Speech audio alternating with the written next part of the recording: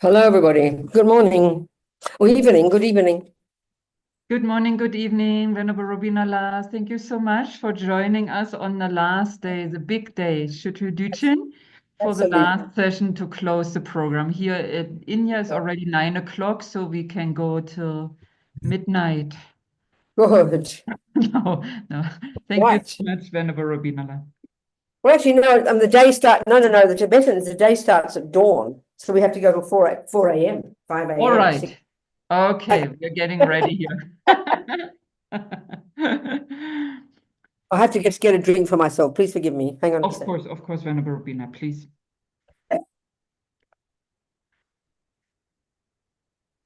Okay, everybody get ready for a 7-hour session. Get good questions ready.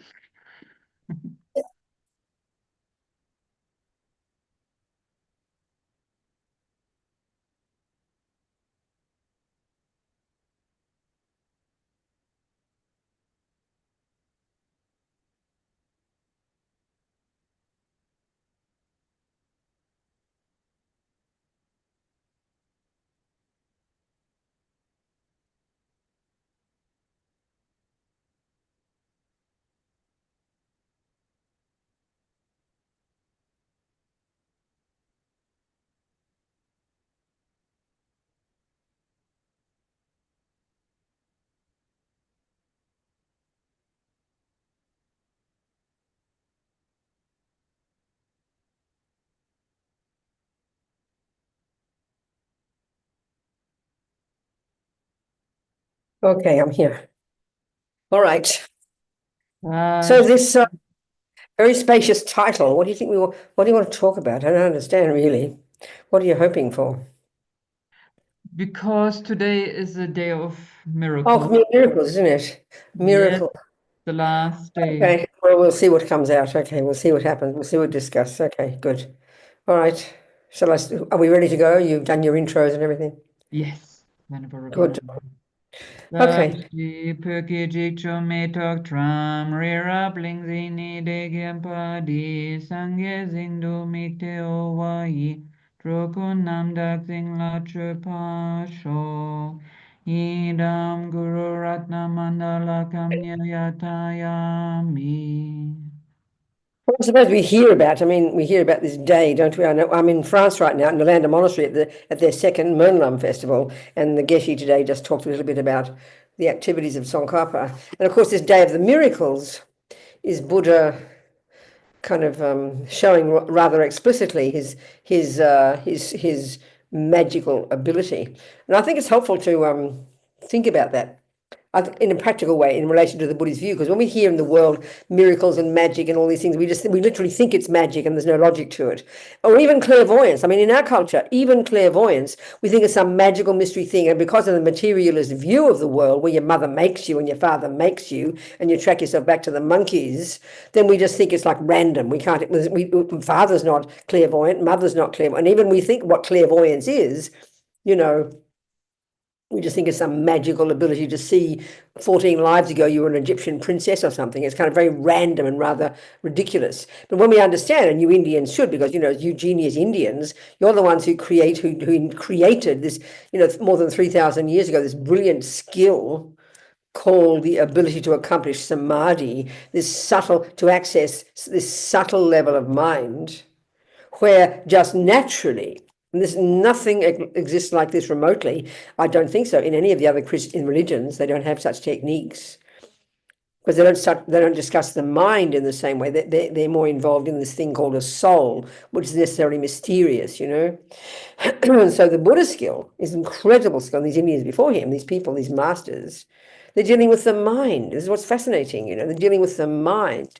But I think in the world, our strong tradition, certainly in the West, in the modern Christian world, you think of the mind as your intellect, and you think of your mind as your brain, and then you have another thing called a spirit or a soul, which is necessarily mysterious. Well, we know very well in the Buddhist view. I mean, okay, the Hindus, even the non-dualists, they talk about this kind of energy called God, the source of everything, whatever you want to call it, even some energy called a self, an Atman. But the Buddha, and this is where he diverged from the previous thinkers, He talks about the mind and the body. They are the only components. This is a really important point to get clear, you know. They are the only components. In fact, in the entire universe, there are two phenomena precisely. Matter, which is made of the four elements, and then the mind. And that's it. There's no added thing. Even the most subtle level of the non-dualist thinkers in the Indian traditions, you know, the Vedantas, they still posit this extra thing. Buddha doesn't. This is the crucial thing to understand. So this doesn't mean that Buddha doesn't posit a self, or for that matter, any other phenomena. This is really the teachings on emptiness. You know, we can say this is why the view in the view of the two truths is so incredibly important, and certainly Buddha's expertise. And Tsongkhapa praises Buddha for his amazing way of presenting the universe in terms of the two truths. And one way of saying that is there are conventional phenomena, things that exist conventionally, things that by agreement between each other, we agree.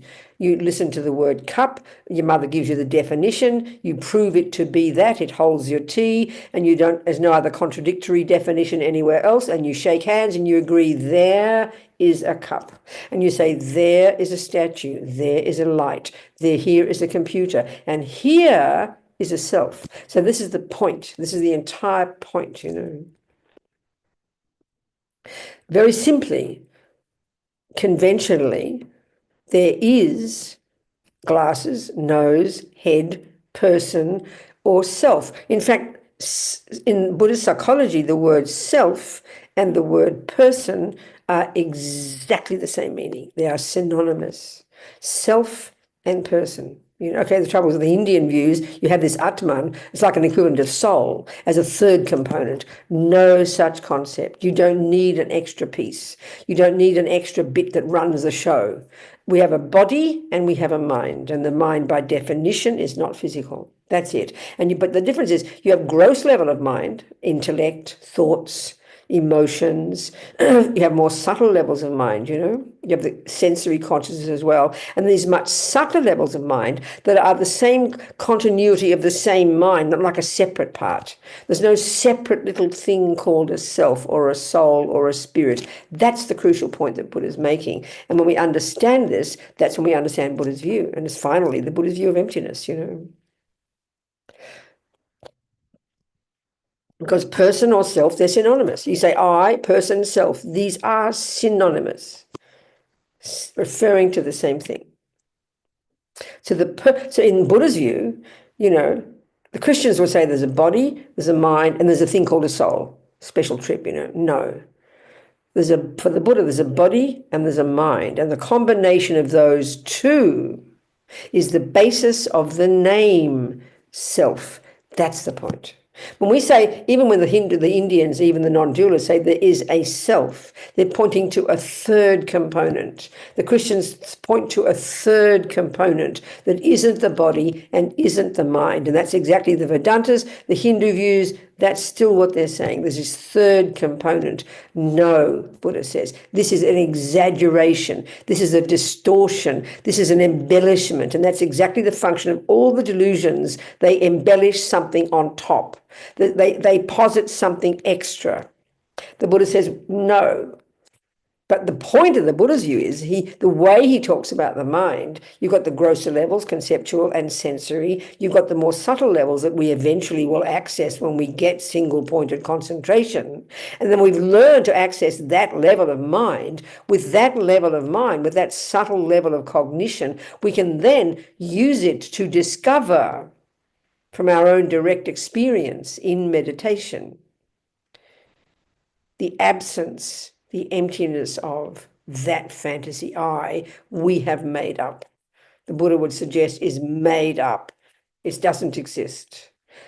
But the I doesn't disappear. So the Buddha's way using the word I, the Buddha using the word self, he does. There is a self, but not a third component.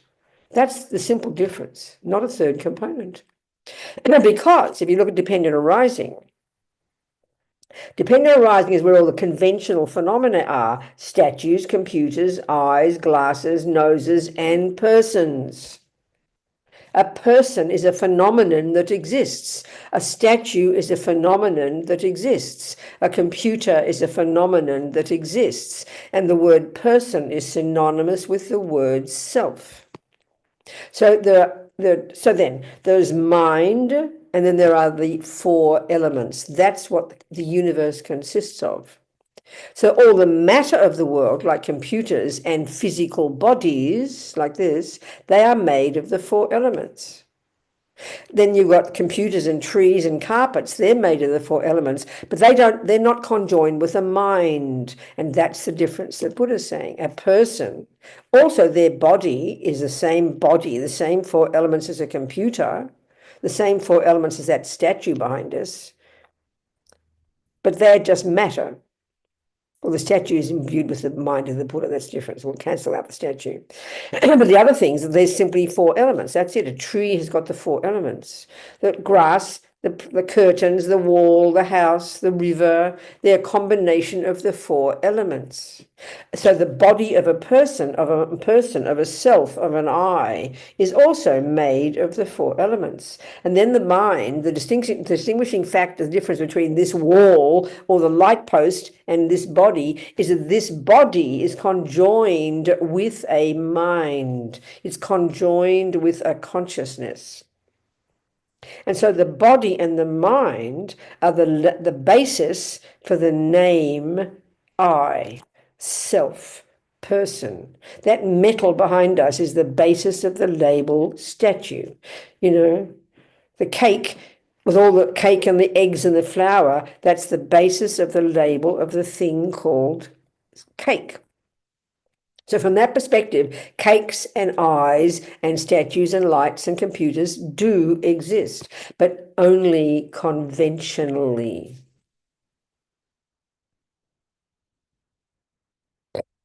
Only conventionally, by convention, by agreement. You can't find an inherent, intrinsic computer, self, or nose, or statue. This is the way to talk, you know. So one simple way to put it is, we usually think there's body and mind and self or soul. No, there's not. That's not the way that's how come Buddha talks his way he does. We don't need this. And also we think of the self as the person and I as like the boss, don't we? It runs the show. It runs all the parts. It's like the boss part. No, it's just nonsense, Buddha says. There's no separate part whatsoever called I, because you don't need a separate part. We don't need a boss. We don't need something to run the show.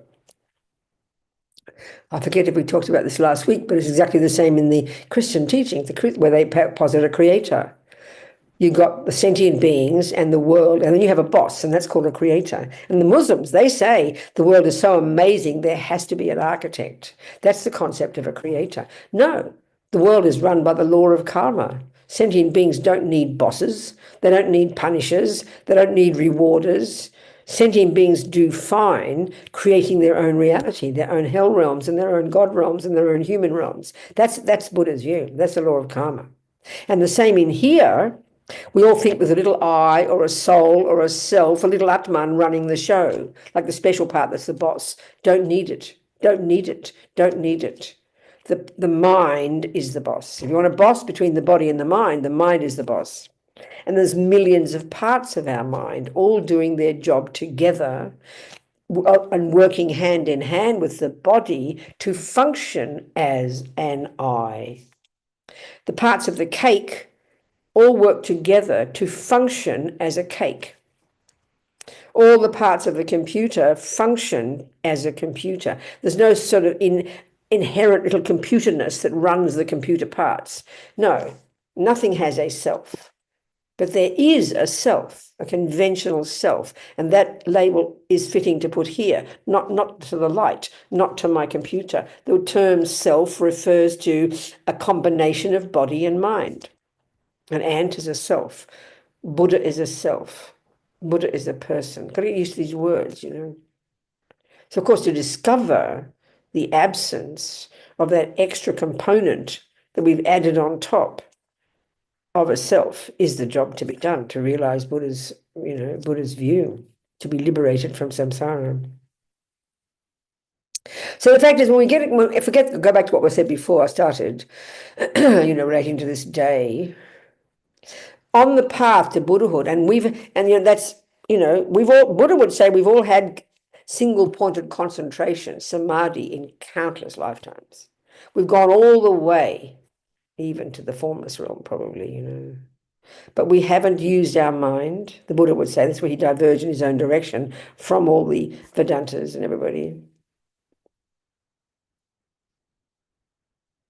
That,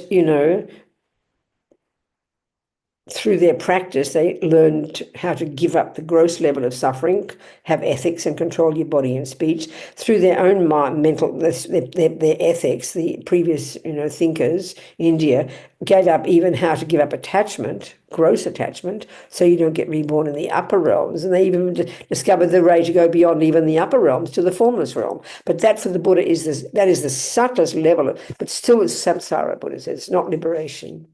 Because they haven't realized emptiness. That's the distinction. So but single point of concentration is low down on the totem pole of realizations. Low down. High for us worldly people. And that means when you've accessed this subtle level of your mind, which doesn't depend upon the gross body, doesn't depend upon the brain, doesn't depend upon the senses, doesn't depend upon the gross conceptuality, all that's completely ceased. When we've accessed that subtle level of mind, Lama Yeshe talks about some of the qualities you'd have having accessed that subtle level of your own mind. And it sounds like a fairy story. It's like inconceivable. The mind is brilliant, vast, crystal clear, as if you can count every atom. You can't even conceive of the bliss, the ecstasy that your mind naturally experiences in samadhi. Everyone has this. Everyone has the capability of this. And so because the mind is more subtle and because it's gone beyond the really gross limitations of sensory and conceptual, then your mind can has the capability to cognize phenomena that are more subtle, such as the minds of others, long distances, the past, the future. The mind it expands hugely and has this capacity to see clearly the meaning of that French word, the past, the future, and the minds of others, and of course your own past. And it's not just occasional flashes of clairvoyance, which is the best that people can have in this world due to some spiritual practice, no doubt. They got moments of clairvoyance, But this level is crystal clear. It's crystal clear, crystal clear. Of course, as you progress on the path and achieve bodhicitta, become an Arya bodhisattva, continue to grow and grow to a Buddha, your clairvoyance is literally enabling you to see literally that which exists without anything left out. That's literally omniscience. That's what Buddha has found, okay? So low-level concentration, low-level realization, but high for us, concentration, you can see so much, you're incredible, and not to mention being a magician. Even the lowest level bodhisattva people, you've got to realize this, the lowest level bodhisattva, once they've accomplished emptiness, and they're an Arya being, the lowest level bodhisattva, it sounds like science fiction, it's insane. I was reading recently in one of Jeffrey Hopkins's books, But one of the things they're capable of is manifesting their own mind in 100 different bodies simultaneously. Now, if that's not magic, I don't know what is, Good God. Can you imagine this? Go to your therapist and say, can I have a method to do that? They'll lock you up for being insane. We know that. Same as a neuroscientist. This level of knowledge coming out of India is incredible, And the methodology is all there to accomplish it, Of course, Lord Buddha wouldn't normally show his powers, and he only showed a tiny fraction of his powers. He didn't show that he can manifest in 1,000 beings all at once and see the past and future of every realm in existence. He just, magically got himself bigger or smaller. There's baby that's like kindergarten stuff. It's nothing. And people often say, well, if the Dalai Lama is a Buddha, why doesn't he show us? Why doesn't he show some of his magic? Well, I think the fact is we wouldn't be able to see it. Literally, wouldn't be able to see it. Our minds are quite limited, It's very interesting.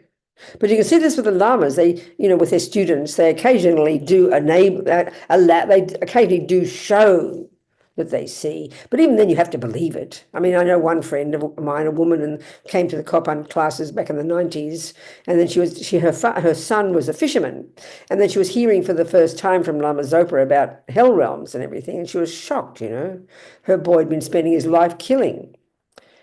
And she was crying, and she said, "Where has he be reborn?" And I said, "I don't know, but go and ask Geshe-la Monkonchog." Well, for whatever reason, he could see it was beneficial for her. He told, I mean, these holy beings, you just have to say a name, a name of a person, and they can see precisely where that person is. So he died 5 years. He died 5 years before. And so when she said, "Where's he born?" he kind of said, well, first he checked his Google. I like to think of it like checked his Google quicker than Google, accessed his clear vision. First he was born in the hell realms. First he was born in the animal realms, and now he's in the hell realms. I mean, you either think he's making it up or it's true. And that's kind of intense, isn't it? I mean, intense for the mother. And she said, and it's a lovely story. She said, "Oh no, what can I do for him?" And Geshe-la sort of laughed sadly and said, "What do you mean for him? For everybody?" She's not a Buddhist. I've met her years later. She was very moved by that. But that level of clairvoyance, can you imagine that? Can you imagine that? Not a flash of lightning, oh, maybe a 15th century princess once or something. Crystal clear. That, you see, this is what's astonishing. And these ingenious Indians, the Vedantas and the Hindus found this, that's the capability of the mind. The human mind, people. I mean, talk about clever neuroscientists. I'm happy they're so clever, seeing millionth of a brain, but that's still physical matter. It's nothing. It's nothing in comparison with this. It's incredible. This knowledge is unbelievable. So yeah, miracles are possible, but you have to have the merit, merit and the capability. And it has to be the collective merit to see it, I think that's the thing. But I think did we touch on emptiness last time? Was it last or not? We didn't, did we? Do you remember? Did we discuss this or not? Because I can go further into this one if you like, the self and the Atman and the I. Do you remember if we did it last time? I don't remember. I'm so sorry. We touched on it. We did. I thought it was this class. I thought it was. But let's take it from this point of view, because it's a very simple way of putting it. We're so used to thinking, and certainly of Christians, there's body, there's mind, which means the brain, and then there's a thing called the soul. And already, of course, if you have a soul, again, for you Indians, an Atman, it means a third component. Very simple, isn't it? It's a third component. Something special, something extra, but about which no one seems to know anything. You don't learn about the capacity of the soul and can you grow the soul. I mean, you don't hear, it's just this mystical part of us with respect, Atman the same. And the concept of an Atman is linked very much to this absolute source, creator, God, whatever you want to call it, different interpretations. But there's this, so, but from the point of view of the Buddha, very clear. See, this is the difference. He's not saying there's no self. The name, the valid label for a person, the valid label of the combination of a body and a mind is the word self. You've got to realize self and person and I, they all mean the same thing, Okay, in the Buddhist tradition, the Buddhist teachings coming from the Hindu, self is used to refer to some essence in everything. But here, from the perspective of referring to a person with a nose and ears, whether it's a mouse or a rat or a human or a god or a Buddha, that the term for that is person or self or I. So conventionally, of course, is a person. She's called Robina and she's talking. You're not making it up. Conventionally, there's a computer. Like I said, we've got to get the conventional reality clear. The clearer we can get about how things exist conventionally, the easier it is to conclude that that conventional thing is empty of existing inherently. That's the point.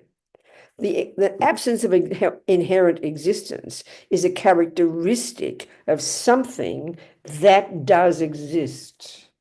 Emptiness is the characteristic of something that exists. You can't have emptiness without a somethingness. You can't have it. It's not possible. So a cup, a person, a computer, you first establish that clearly. And then what Buddha's saying is, like we talked last week probably, he is saying, yeah, that there's this ignorance, this maripa, this primordial ignorance that then causes us to exaggerate the I-ness and either think the whole of this is the I, or there is the separate little boss called the I, which is the typical way we think.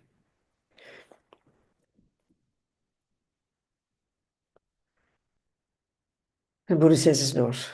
And in fact, the simple way we think of the simplest way we tend to think of the I is the boss. Because we say, I walk up the street.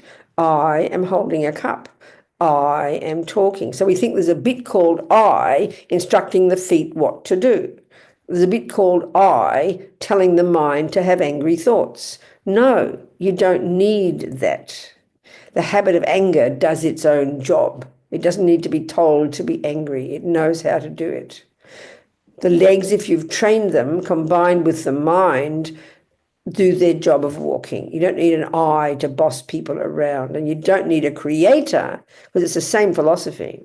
You don't need a boss to run the show, and that's the radical difference between certainly the Christian teachings and the Buddhist ones. And it's shocking to us to think this way. And it does take a while to understand it, even intellectually. So let's look at this ignorance then. Let's look at this maripa, the primordial, fundamental root delusion that is the source of all the suffering of all beings since beginningless time. Such that when it's uprooted, that's when you're liberated from samsara. You've got more work to do, but you can't fall back after that. So the key thing about this ignorance is a very simple word, ignorant. If Venerable Courtin says to me, what's 1 + 1? And I'll say, I don't know. Well, that's typical ignorance, and that ignorance is very easy to fix. I just say, I don't know. And then she proceeds to explain it to me, and then I can learn. It's very easy. So if that was the ignorance that we had in relation to reality, we can be a Buddha, I think, in a couple of years because we're very intelligent. But this is not the way this ignorance works. And when we understand this, it's very, very powerful, very helpful. This ignorance, this maripa, is like double trouble ignorance. So let's another example. Venerable Courtin says, what's the answer to 1 + 1? And let's say I say 3. And I'm convinced it's 3. Totally convinced, attached to it, believe in it, and nobody on the planet can tell me otherwise. Now that's double ignorance, isn't it? Not only do I not know the truth, that 1 + 1 is 2, but I've added an extra lie on top, and I believe in the lie. Now that's maripa. That's the way all the delusions function. If you understand this, you're really on track with understanding why we suffer, people, I tell you. So this ignorance not only doesn't know the reality of things, dependent arising, it has made up a lie. That's the part that's, and we have, so in other words, it doesn't know the truth of dependent, or even more simple, it doesn't know the reality. Well, simply speaking, about ordinary emptiness, let's say,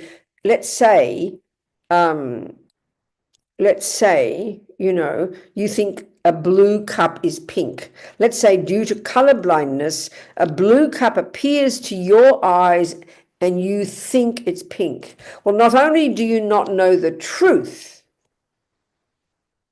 the cup is blue, Not only do you not know the truth that the cup is blue, but you have made up a lie that you've put on top of the blue cup and you say it's pink.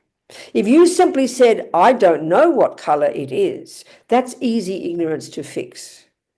That's the same as the number one. That's easy ignorance to fix. You say, you just don't know. There's an absence of knowledge in your mind. So then you can tell me what you can say it's blue, I can learn it, and then I can accept the truth. But this is extra trouble lie. Not only do I not know the truth that it's blue, but I think it's pink, and you are convinced it's pink. It appears to you as pink. It's not as if you see it, the correct truth for a second and then go back to the lie. You never see the truth, but you only see the lie, because for so long have you believed that blue is pink. Of course, with color blindness, it appears as pink. This is why we are literally imprisoned in samsara, So there's the way to put it here. Not only do we not know the truth, and you can either say dependent arising or even emptiness, either do we not only don't know that there isn't an intrinsic I, that's the truth we don't realize. We not only don't know that there is no intrinsic I, we believe there is an intrinsic I. And it appears to us as an intrinsic I. That's the problem. That's the big problem, That's the part that keeps us paralyzed. And the fear involved in believing in all these things that don't exist. Delicious cakes in themselves don't exist as delicious.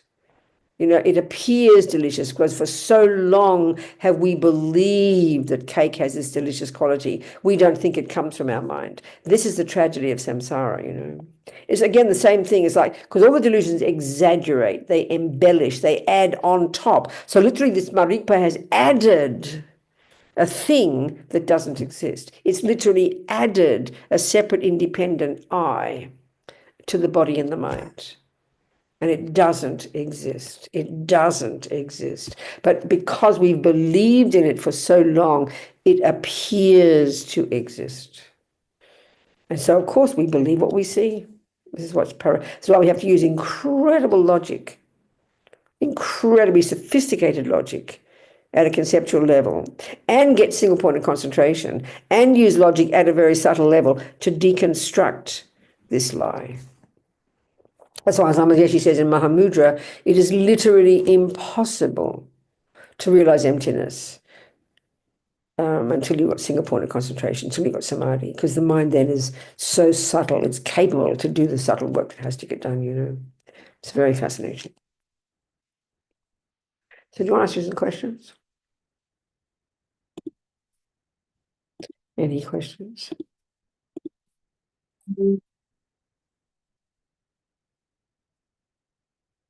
People? Any questions? Good, I've got a couple of questions. I'm very happy. Okay, go Nico, then Kelly, then Lou. Good. Go, Nico. Good evening, Venerable Robina. I hope you're Good well. evening. And Yes, thank you. it's unrelated to what you were teaching on, but I wanted to ask if you could share your point of view on what is happening with Lama Ösel, if you don't mind. What do you understand at the moment? What is your understanding? That's my question, actually. I know, but I need to answer. I can't answer I don't know what you mean. So you have to explain to me what you're thinking, Nico. Yeah, I don't know. I heard various things and I've read various things as in, I mean, I understand that the board, they requested Özel not to teach in FPMT centers for the time being, and they also cut his, the FPMT has been helping him, like supporting him every month financially. They stopped that in December, and because of that, And Özel. did they say why? Did they say why they're going to stop? What did you read? What do you understand? I mean, I understand some people kind of complained about Özel but it was not really revealed about what. And Özel is saying Uh-huh. that Mhm. Özel said that there was no investigation about Uh-huh. that I being see. done. Yeah. I see. I don't know, Nico. All I can, you see, Nico, listen to me. All I can do is tell you my view based on the teachings I've received from my lamas and explain that. Can I just do that for you? And if it's helpful, I'm glad. Can I do that? Shall I do that, Nico? Yeah. That's what I wanted to ask you. Yes, please. Thank you. Okay, good. So, okay, I'm a Buddhist. My first Lama was Lama Yeshe, Tubden Yeshe, and my Lama is Zopa Lama Yeshe, both my Lamas, my root Lamas. So based on my own faith, I see him as the Buddha. That's my practice, you know. Whether a person is this is the interesting point about Guru devotion, because we're not qualified to see that a person is a Buddha. You understand that, don't you? You know you're not qualified unless you're a Buddha yourself. That makes sense, doesn't it? Yes. Put it this way, we because I don't have the ability to see a person as a Buddha. If we were back even in India, Mr. Shakyamuni Buddha, unless we're clairvoyant, unless we're a Buddha ourselves, we'd see a nice man with hair going around teaching, looking like a sadhu. But I mean, the place was crawling in sadhus, so you're not going to see a Buddha. So we have confidence he's a Buddha. Okay. So the same if we're ordinary students, we have confidence. I have faith that Lama Yeshe and Lama Zopa are Buddhas. I have faith that Lama Yeshe is a Buddha. Then the reincarnation came, and His Holiness the Dalai Lama said that this boy, Tenzin Erso, is the reincarnation. So from that moment, he became, for me, Tenzin Erso Rinpoche, because he's a manifestation of my Lama's mind, which means Lama Yeshe's mind left Lama Yeshe's body. And he's also, if he's a Buddha, he's manifesting in millions of bodies everywhere else. And then he got reborn, and then he went to his mother. He got reborn as a Spanish mother, and then he's the person who's now living, who's 40-year-old. I think he's 40 this year. So as far as I'm concerned, Lama Ursel Rinpoche is Lama Yeshe's continuity. You know, I have faith in that totally. So now, he's not a monk. He's not teaching traditional Tsongkhapa teachings. He's had girlfriends. He's had a wife. He's got a child, and whatever he's manifesting, whatever you've heard, I don't know. I'm not going to say anything. But however a person, if we really okay, that's all. There's those facts. But in general, if we're trying to be Buddhist, all we can do is try to develop pure view. This is my view. And that means I'm part of the FPMT. These people who are on the board of directors appointed by Lama Yeshe, Lama Zopa, working with him for years, they are trying to run this organization. I can always find fault in somebody. I'm very good at finding fault. I think I'm so clever I could do anything better than everybody else. I know it's just arrogance. But if I'm part of this organization, they are my Vajra brothers and sisters. They are my Dharma brothers and sisters. That's their job to run this organization. I read the letter that you read, and I left it there. I don't know the facts. I know Lama Ursel Rinpoche since he's a little boy. I'm very close to him. And I support him. I support his tree project, his other projects. I've supported him from time to time, and I support him. I hear lots of stories about this and that. I leave it there. Because anyway, let's just say you hear a person acting differently and maybe, whatever. If you've got a pure view, you see them as the Buddha, and he's doing whatever our karma dictates. The holy beings manifest in a form that we create the karma to see. So for me, it's just that's the level I leave it at, and my mind is peaceful. I'm sad that there's disharmony because people are upset and get angry with the FPMT board. I've heard that, or get angry with Lama Ursel says this and that, So I leave all that alone. It's the only way, and that's the only way in the whole world. Otherwise, we all go mad. That's my best approach to it, Nico. What do you think? Yeah, I think similarly. I don't want to take sides, and That's it. There's no benefit unless you know facts. And we always think we know facts, Nico. We see things we see, but we really don't know people's minds. We're not clairvoyant. We do not know. And so, I think the world, we love to go for sides, and we love to find fault. And of course, it's sad if it appears like there's disharmony. Some people are very sad that he's been taken off this money. But if we don't know why, we leave it there. I mean, that's it. And keep the mind peaceful. And as Lama Zopa says, not believing in our karmic appearances, It's the best I can say. It's the only approach I have that keeps my mind sane. And it's the purest teachings, and it's the teachings of my lamas. It's the teachings that Lama Yeshe gave me, that's for sure. I have trouble keeping my mind peaceful, though it kind of affects me, Of course it does. We're human beings, Nico. We're human. Of course we have to work on it. I mean, of course, it's not easy. It's everything to do with view, everything to do with karma, emptiness, past lives. It's a huge view. When everything's going nice, we're happy because it's comfortable. But as soon as things aren't nice, it's painful for us, you know. I understand, Nico. I'm not telling you how you should think. I'm just giving you my approach. What do you think? Thank you so much. You want to Yeah, email me? You can talk about it if you like to me. You can email me if you like. I'm more than happy. thank you so much. All right, sweetheart. Kelly, what's your question? Actually, Venerable Robina, could you come back to me? I'm so sorry. I just need to reformulate. Is that okay? Or No problem. I'm No sorry. problem. No problem. Go on, Lou. Talk to me. Lou, darling. Thank you so much. Thank you so much, Venerable Robina, for being in our lives. Good, darling. And if I remember correctly, you said, because Dalai Lama said he'll be with us at least 100 years, for 100 years. And you said you tried the same when I asked if you could be with us for 100 years. I don't have the power. I'm just joking, you know. Go on. What's the question? Are you going to try? What, darling? Are you going to try to be There's nothing I with can us? try to. No, darling, I can joke about it. I don't have the power to know how long I live. All I can do is practice ethics and do a few long life pujas. But the karma is established pretty much how long you're going to live, you know. I'll do my best to be Well, moral and ethical and lengthen my life a hope bit. you That's do. all. What, darling? I hope you do. I'll And do. someone mentioned that you are in Europe. Are you in England? No, darling, I was in That's my England. question. I was in Scotland recently. And now I'm finished with England and Scotland.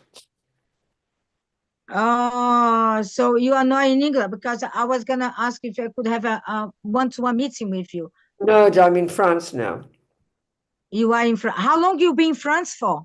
Another 10 days. 10 days. So if it's possible, can I go to France and have a one-to-one with you? There's a retreat at Institute Lama Song. There's a retreat at Institute Vajrayogini, sweetheart. Look up their website. We have a 6-day retreat starting on Tuesday. Okay. Oh, Institute so Vajrayogini. Darling, Lou, just look up the website and you'll see the retreat, Institute Vajrayogini. You'll see it on my website and then email me, discuss. Okay.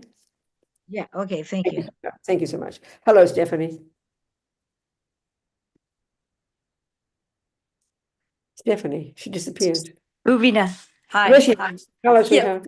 Hi. Yes. Good. Oh, it's so nice to see you and on this auspicious day. It's Yes. wonderful, and thank you so much. And I just, would like to share a short story, because you are a Buddha for me as well, and I trust you. That's amazing, and you'll get a long way if you can have faith that people are Buddhas. It's a pretty amazing quality to have in your mind. That's very admirable, sweetheart. And I think it's time for women, to be a Buddha, There to are be plenty of wise. Buddhas, we just don't see them. And I had a stupid question half a year ago. I'm not sure if you remember, for sure not. But the question was like, Robina, I have a luxury problem. Should I work 5 days and have money to go with you on trips, or should I work less and have a day off for my spiritual practice? I understand, darling. I mean, I think that's okay. Well, what have you decided? Have you come to And you asked me what would you do, and I said, yeah, I would go the great way. I would make money and we go on trips. good? And yeah, fixed with this idea. And but you said the important thing you said to me was, okay, do that, but never forget the Dharma. Okay, good. Have you managed? Yes, and then I reduced by myself. So Perfect. Well done. now I'm Congratulations. so pleased, because now I work just 4 days, have no more pressure, Good girl. no more Amazing. pressure, and Yes. and I'm just happy, and yeah. Good, Stephanie. I rejoice, sweetheart. Well So done. You did it. thank Good on you, you. thank Wonderful, you. sweetheart. Okay, thank you, darling. Hello, Alona. Yes. Alona. Hi, Venerable. Thank you for your teachings. Yes, sweetheart. Talk to me, Alona. I have a question. is omniscience and nirvana the same thing? No, they're not. There's omniscient. The Buddhahood is known as that is also nirvana, but it's a kind of the great. They talk about the Mahayanas call it great nirvana because that includes bodhicitta. But nirvana, if you just did the wisdom wing, if you just completed the path, the first and second scopes of the Lam Rim, which we share with the Hinayana teachings, and then you also got samadhi, and then you realized emptiness, and you perfected that realization at one point or other in your life, you would accomplish your nirvana, your cessation of suffering and its causes. And when you die, you would disappear into space. That's the nirvana that nirvana of achieving your own liberation. But if you're on the Mahayana path, you add that to bodhicitta, and then you achieve the great nirvana of Buddhahood. So omniscience is one of the qualities of a Buddha. That's the development to perfection of wisdom. If you're a Hinayana Arhat, you don't have omniscience. Omniscience is a much more powerful wisdom that a Buddha has. So a Buddha has omniscience, omnipotence, and compassion, these three essential qualities. And that's Buddhahood. But that's the great nirvana. Do you understand? Yes, Good. thank you. Caster. Yes, talk to me, sweetheart. Caster. Hello, Venerable. Could you please explain a little bit further the difference between emptiness of things and emptiness of beings? I can't hear your words so well. They sound a bit sort of cloudy. Can you speak more clearly? Oh, sorry. Do you hear me better now? Oh, much better, yes. Okay, could you a little bit explain further the difference between emptiness of things and emptiness of beings? Okay, so from the Prasangika Madhyamika point of view, which is the point of view that our lamas teach at, there are other views, it's very clear that everything that exists, things and people, everything that exists is empty. So the emptiness is exactly the same. In some other Buddhist views, some things, only there's different levels of things and persons that have emptiness. But from this perspective that we're discussing here, whatever exists, by definition, whatever exists is necessarily empty of intrinsic, empty of inherent existence in the same way. Everything. But because there's always traditionally this distinction into the selflessness of phenomena, the selflessness of persons, and the selflessness of everything else. And that's often a distinction in the earlier views. And you first realize but in this view, you first realize the selflessness of your own I, and then you realize the selflessness of everything else, of other phenomena. That's how they describe. But the selflessness, the emptiness is the same. So basically, it's just in different schools or different Yes, views, they have different that's approaches. Right. That's exactly right. Mm. That's exactly right, yeah. One conclusion, let's say it like that everything is empty of So inherent this is existence. the view of the Prasangika Madhyamika. There are two middle way views, and the view that our lamas teach at, the one of the Prasangika middle way view. From that perspective, the emptiness of inherent existence is exactly the same for everything that exists, equally. Okay, great. That already helps me a lot. Good, that's fantastic. Thank you so much. Hello then. Ishani Vicaria, speak to me.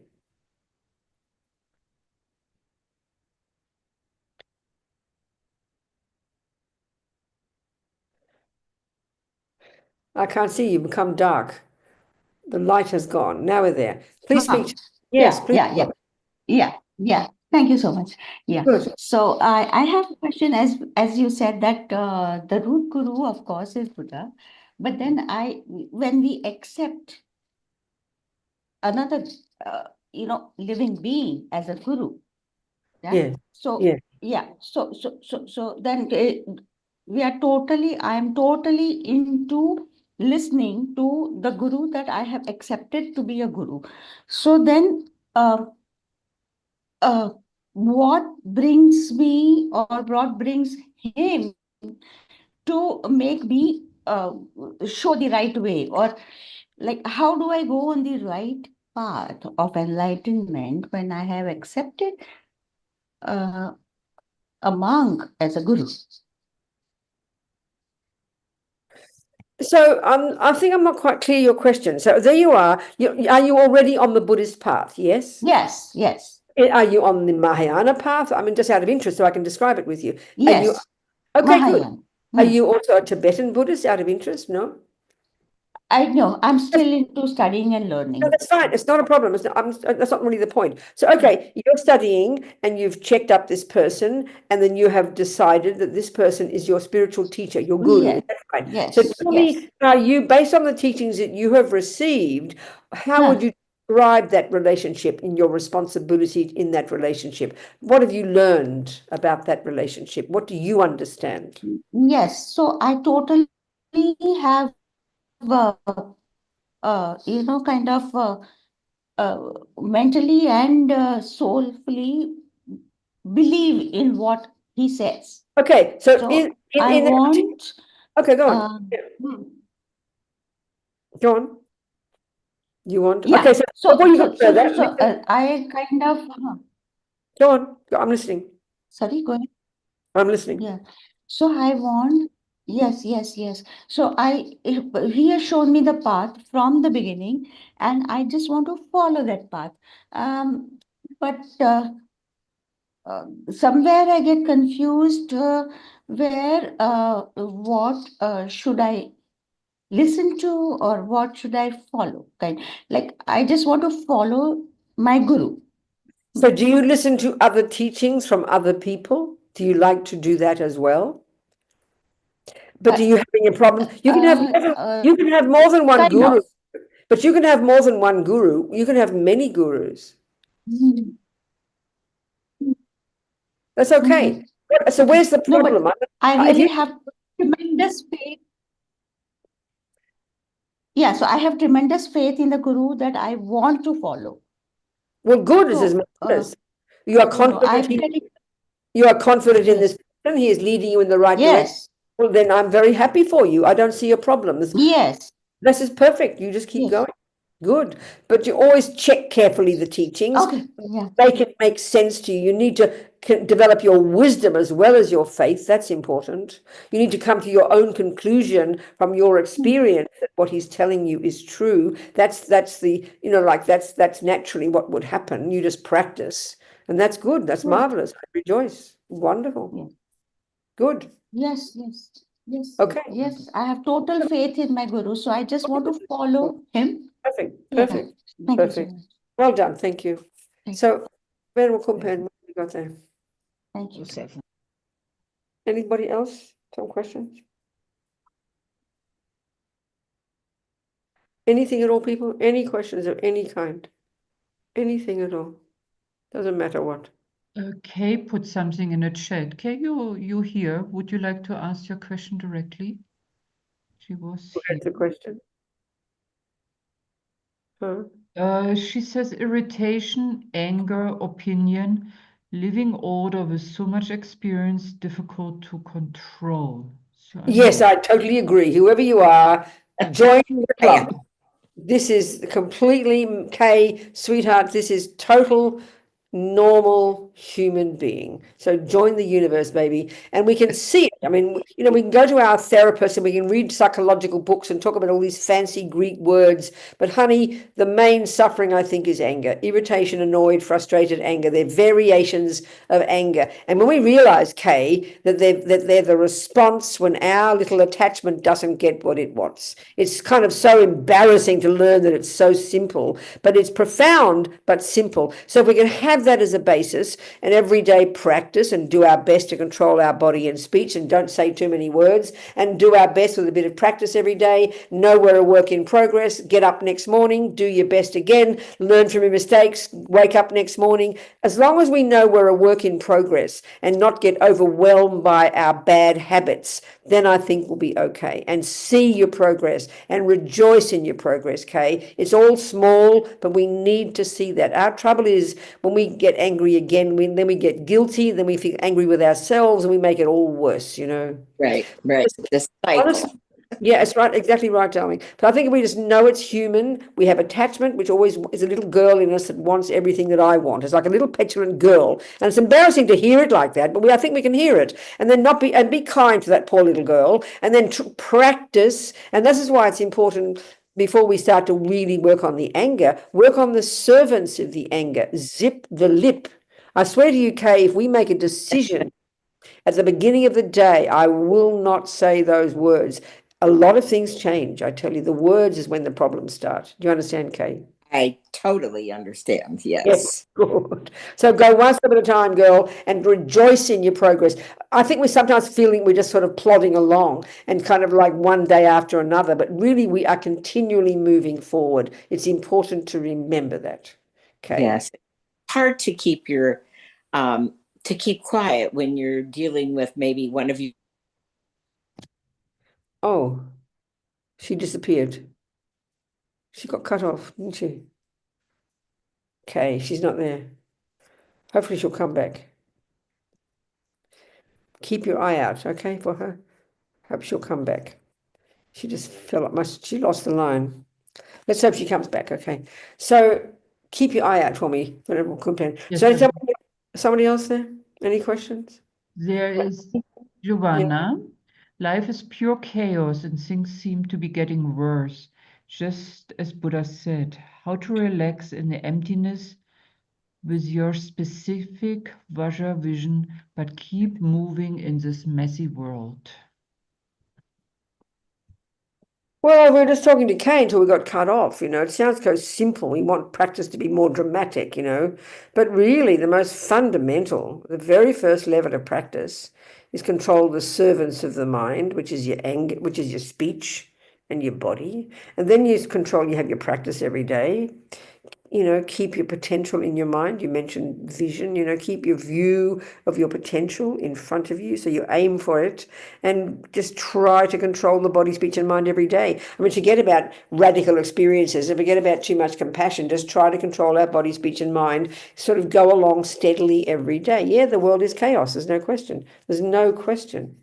Do our best, but as I said to Kay, do your best and rejoice in your progress, no matter how difficult it is. Sometimes karma brings us really terrible things to handle, but do our best, do our best, do our best, okay? One step at a time. So important. Pat ourselves on the back, otherwise we get very depressed, Okay, sweethearts, what else? Any questions from anybody? There's more in the chat if nobody wants. Okay, good, go on then. Yeah. Nico first, or shall we do Okay, go, Nico. Yes, please, Nico. What's the question? Hello again. Yeah. So I'm taking the opportunity. I would like to request some practical advice for laziness, and especially in this, digital era where we're so distracted with the phones and scrolling. I hear you, I know. So I think it's what really helps, and it's kind of surprising, but what really helps is to give a really good analysis of the opposite of laziness. No, the opposite of laziness is the fourth of the six perfections, as we all know. It's called joyful effort. It's called perseverance. It's called, what else? Effort or perseverance. So when we hear that, it's kind of right intense. Persevere. That implies it's difficult, and it's true. Effort implies difficult. So when we understand what prevents us from having enthusiasm, and what they're meaning here, of course, is enthusiasm to practice, enthusiasm to get bodhicitta, enthusiasm to realize emptiness. And we know just in general, as a quality of humans, when we've got people who are enthusiastic, they're marvelous people. We love them because they lead the way. We really admire people who are enthusiastic. So of course, here we're specifically talking about our Dharma practice, So how to get that is by understanding the opposite, and that's laziness. And it's really quite obvious, unless it's so discussed. There's different levels of laziness, and I think that they talk about them a bit different, but I like to talk about them this way, which is sort of a variation of what's in the texts. The most obvious, level of laziness, when we analyze, all of it's because of attachment. It's very simple. Attachment is the number one problem. So laziness in the most obvious level is when you think of doing something or that thing, whatever it is, even as in daily life, we know that, you go, oh, I can't be bothered. So then we should analyze what can't be bothered means. I mean, it's very obvious, it's profound, we should do it. Can't be bothered means you've got to make effort. Because, and what is the thing you have to make effort to do is the thing you're not used to doing, the thing you're not good at. I mean, you know how you become good at something is by making effort. It's sort of logical, but we take these words for granted, but it's very profound to look at this. So what is it? We go, oh no, I can't be bothered. It's because why? Because your attachment, the most gross level of attachment, forget for sex and drugs and rock and roll, forget attachment to reputation, forget attachment to be liked and all those things, but simply attachment to our comfort zone. I mean, mental and physical. Can't be bothered is the grossest level, and it is obvious. And because why you say I can't be bothered is because the thing that you want to do, it takes effort. And the thing that takes effort is what attachment doesn't want. It's so clear. But to have the analysis then tells you the solution. And before we'll go into that, the next level, and in a way, it's the first one that they tend, it's the next level is, let's say you practice and you've done a nice retreat, you're all excited, you got your enthusiasm, you come home, you're determined to do your practice. So you do it first morning, you get up early, you're happy. Second morning, you get up early. Third morning, you think of it and kind of like you go through the same steps, I can't be bothered. But then you say next second, oh, I'll do it later. Procrastination. And that's the problem, because then you lie to yourself, because later never comes, but it seems like it gets you off the hook. Just saying I can't be bothered, you got to kind of confess to your laziness, but if you say I'll do it later, that's the tricky one, and that's the one where we literally build up these burdens and we carry them around on our back, and they are so heavy to carry, and we get so much guilt and distress because of all the things we say we want to do but we can't be bothered doing, that we've put off doing, and we suffer so badly because of that, and we know that. The third kind of laziness, the worst one, which is not evidently laziness to us, but is a really logical deduction from all of this approach, is you really believe you can't do it. No, that's not possible. I can't do that. And it sounds virtuous. It really sounds like you're being humble, but it's just the worst laziness of all, because you don't make an effort, you don't try. So how to get over this? It has to be incremental. That's why establishing a discipline is just so good for us. Having some kind of sanity in our life, having a place, for example, to practice. We have a place to go to sleep. We have a place to go to the toilet. We have a place to cook our dinner. We have a place to eat it. Why not a place to practice? So the very first thing that'll help is have a really lovely place in your home that is so attractive. You've got to be skillful, use attachment. And when I did one retreat one time, unless you're a yogi who can live naked in the mountains, you should make the retreat place so beautiful that you're just so happy being there. So you make your little spot really beautiful with pleasing pictures of the gurus in their lovely frames, and your books done beautifully, and a nice comfortable chair or cushion, and that's private. It's just your space. It's so good for the mind, have that. Then you have a discipline. You you schedule your life that way. We know we have to do that. We have to go to work a certain time, whatever. You just make a schedule, and then you just have to make effort. You've got to make a decision, and then you practice, and you pick yourself up, and you do it again, and you do it again, and you do it again. And before you know it, you've dug the groove of this new habit in your mind. There's no shortcut. But the other thing that's very interesting, and it's really true, the Lamas all say, you will never make effort until you know the benefit of the thing that you want to do. So with practice, that's difficult. We know the benefit of buying an ice cream, of going out to a nice movie, of having an exciting, we know the benefit, so we'll make the effort to do it. But here with our practice, it's very hard to really see the benefit of working on our mind. If we know it well and repeat it to ourselves that I am the beneficiary of this, I'll become more peaceful, I'll become more in control of my life. Remember that benefit, then that will help us do it. If you don't know the reason or the benefit, why would you do anything, So that's really important. What do you think, Nico? Yes. That analysis helps? Yeah, Or it not? does. But sometimes I feel I know the benefits, and it's not only my practice, it's also work that I'm doing for the centers that sometimes I'm just procrastinating because, Your work, what do you mean your job? You have a job, do you? like, What do you mean? like, for example, right now I have to do some websites for some Dharma centers, and I keep on Oh, putting I all of see. No, that's interesting. Well, that's interesting. No, I see what you're saying. Well, that's no, well, that's even, that's true. That's right. Exactly. That's interesting. I agree with you. I understand. I understand, Nico. I do understand. You've got to look inside your mind to see. I mean, it's just, well, no, but see, you can do a deep analysis on it and you mightn't get anywhere. But I just think you just have to cut to the chase, Don't try to analyze why. You just have to make a decision, Nico. I know you know this, but we can think of the benefits and you can analyze it and understand the theory, which is important. Like I've spoken it out. But if the habit is already developed, then it's very hard to change habits, isn't it?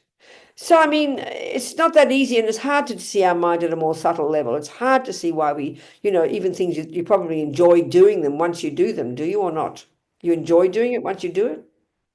Oh no, because Okay, well then you got to, okay, it doesn't, maybe you got to look at, sometimes maybe you have to look at the jobs you've decided you do. Maybe you've got to start to say, no, maybe there's other things you need to do. Maybe you're saying yes for the wrong reason.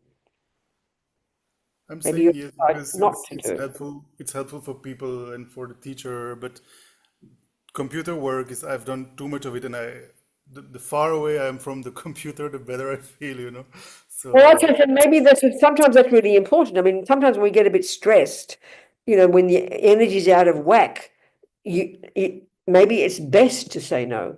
Maybe you need to. I know a friend of mine who's a bookkeeper, and she's just suddenly got a lot of anxiety and stress, and she just can't even look at her computer. So maybe maybe what you're saying is there's something deeper there. Maybe you've got to really look at this and really check it up, Nico, because maybe it's best to say no. You've got to decide that. Is that scary for you to say no and give the jobs back? the thing is, if I don't do it, who will do it? No, that's not, you see, that's not your job. That's the point. That's the part that always makes us, well, I have to do it because there's no one else. But if you really have to decide you can't do it, you must give the job back. You must. And let the other people, give them the sense of responsibility to find another person. But give them notice, maybe, that's reasonable. You need to think about that, Nico. Are we communicating? Yeah, no, it's, it's tricky. Well, you have to decide to do what's most beneficial. Yeah, it is. Yeah, No, I have to do it because it's you beneficial. have to decide you have to decide, may I do what is most beneficial? And in this case, it might be beneficial to give the jobs back. You have to decide. You have to be clear, Nico. Don't be muddled with about it. You have to really be clear in your mind. This is very important. Okay? Sweetheart? Thank you. Okay. What else? We have 15 minutes. Yes, Lou. Am I allowed, without being told off, to say that you are amazing and thank you for Yeah, okay, all Lou, the it's all right, darling. Just ask me a question. Say it in private. It's boring for everybody else to hear that I'm nice. I'm so sorry. You are amazing, amazing, amazing. We all love you. Yes, Lou. Ask me, be quiet. Just say it in an email. It's okay. Thank you. I'm very kind. You're so kind. Thank you. Please, somebody talk to me about the Dharma. Ask me a question.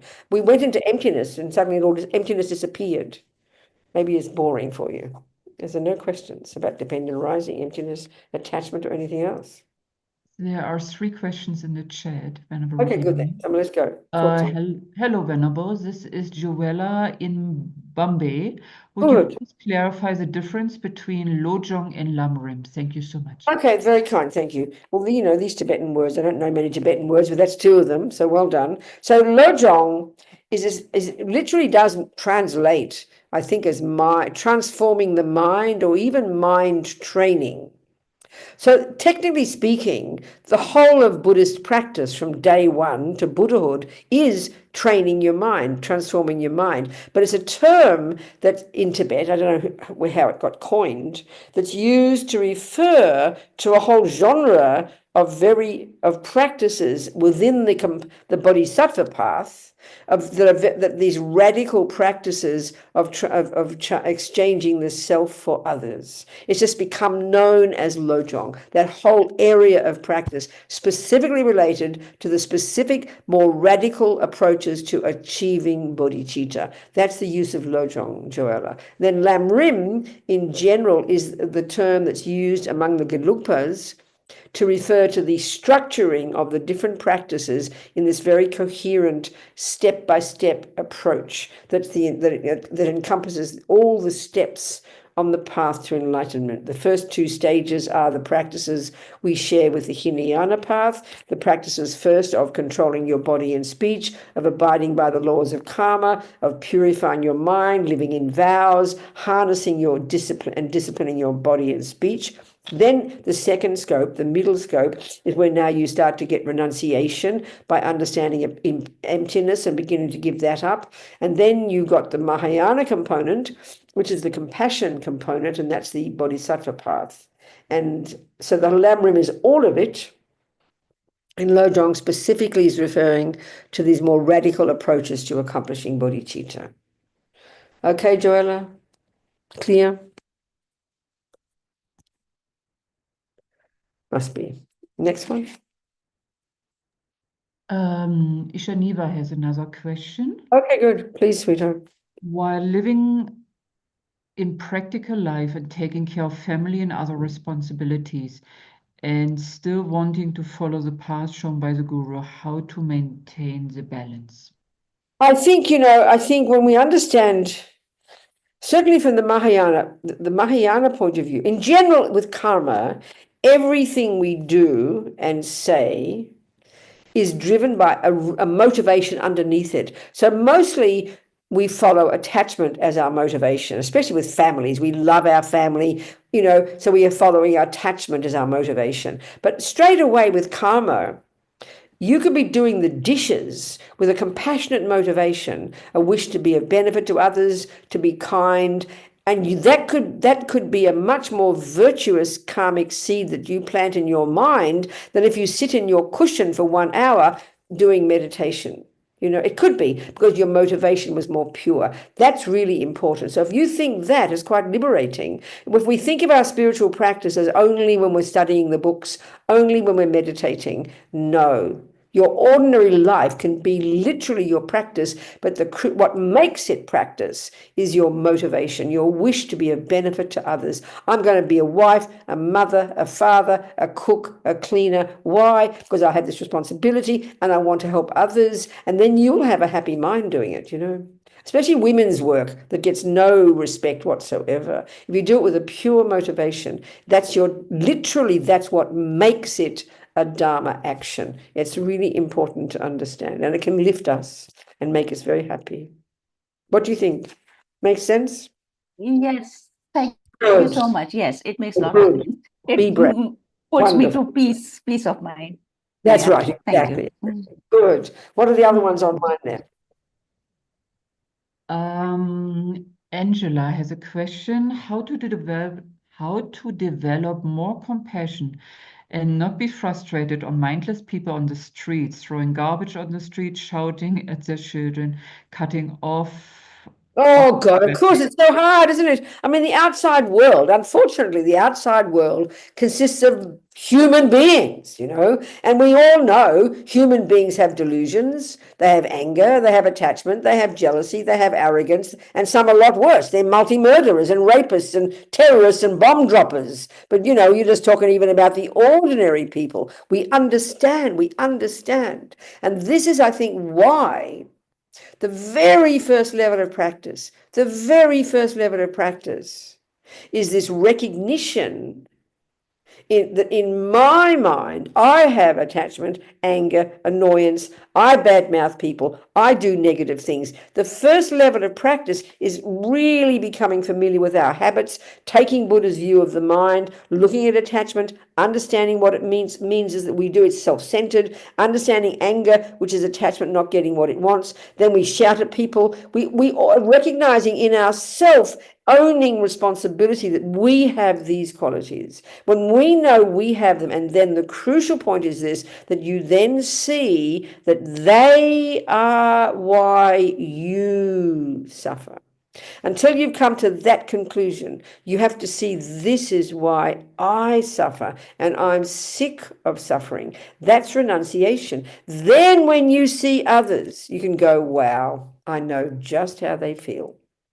Because if we start going, look at these people, how dare they, that shows we haven't looked into our own mind. And that piece is difficult to do. But when we've done that, we will have kindness to others, because we know that. So the real approach is then you say to yourself, thank you for showing me my attachment, my anger, my laziness, my jealousy. Or thank you for showing me how not to be. Then you will stay sane and you will not get angry with them. It's really hard, but the very first step is to recognize everything you see out there is in you.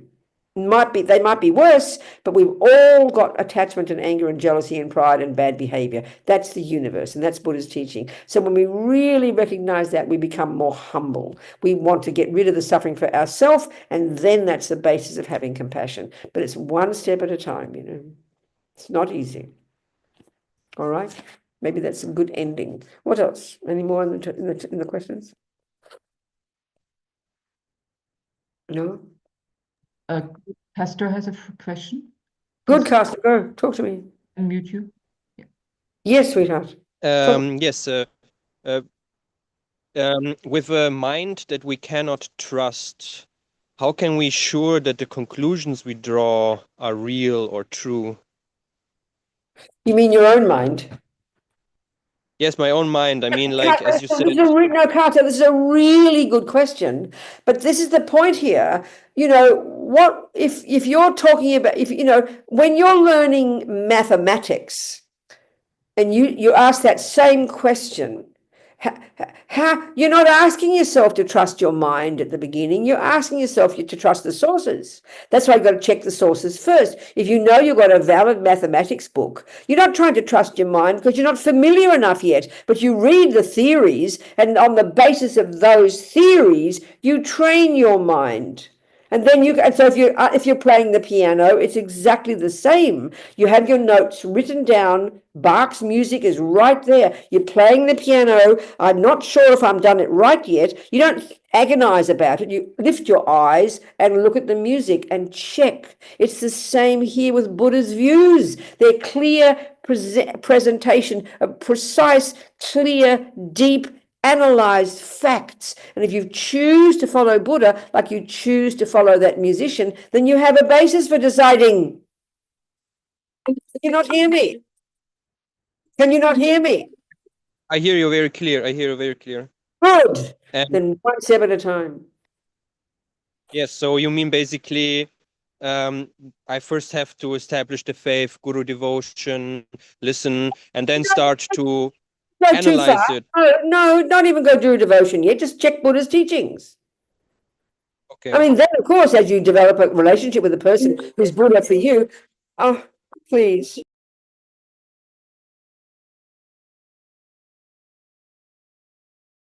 I cannot hear you.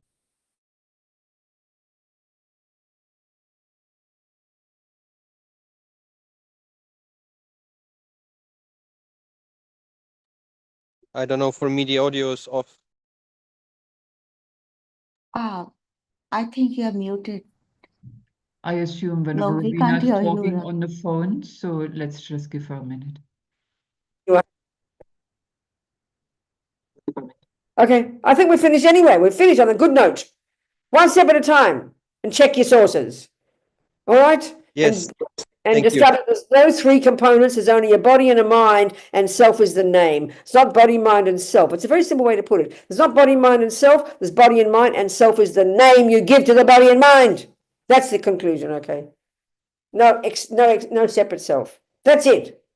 Good night. Goodbye. Thank you. Realization Thank today. you very much. Caster, thank you. And Lord Buddha's special day of miracles, so we can all become magicians to help people. Jang Chup Semto Rinpoche, Ma Ke Panam, Ke Guchi, Ke Banyapa Mepa Yang Gong Ne Gong Ju Fa Washa. May Lamas Abishe come back quickly.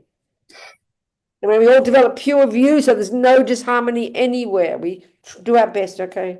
Thank you, precious people. Thank you for having me. Goodbye. Thank you so much. Thank you, Venerable. Thank you, Robina. Thank you so much. Thank you so much, everybody. Last day of the Days of Miracles. I hope you enjoyed the program and hopefully see you soon here at Tushita or other online programs or the Days of Miracles next year. Thank you so much. Have Thank a you, good Zopa. night at Tushita, a good Thank you very morning much. in Americas, and a good afternoon in Europe. Bye-bye. Thank you so much. Bye-bye. Thank you, Tushita. Good night. Good night. Thank you, Consular. Thank you, Tushita, very much. Good night. Have a good Thank year. you. Thank you. Very good year. Another lovely 2 weeks. Thank you. Bye-bye. All the best for you. Have a good year. Join us soon again. Bye-bye. Bye. Thank you. Ciao, ciao.